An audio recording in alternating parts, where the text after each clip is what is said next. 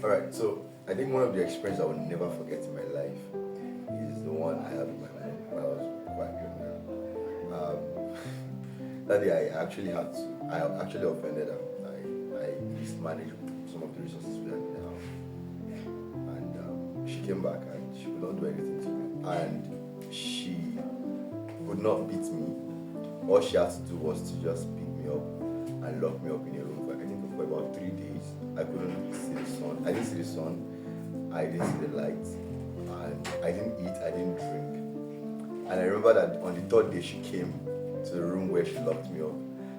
And then she was speaking to me and I was crying. And she was crying too. And she didn't even ask me to say what I said to her that night.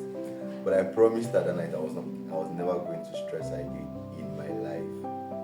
And that was just it. I was 7 years at the time, and now I'm over 20. And it's quite funny how that promise, I actually stick to that promise till now, and even after now. And that will bring me to say this, that our parents or our mother shows how much influence our mothers actually have over us, over the kind of decisions that we take. And for me, actually, I don't think I'm ever going to forget about that night in my life. I would live to tell the stories to my children, even my grandchildren actually when I have them. That it's very possible for your mother not to raise her finger at you, but bring you to a point where you would promise her that you will never do this thing again, and you will never do it again. And that means she's very powerful. You don't have to use a cane or a whip to get children to do what you want them to do. There's a way you can actually get children involved emotionally.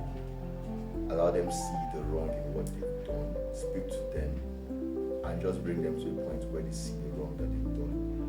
And the job is done. This might be an advice to you. Don't beat your children. Just see how you can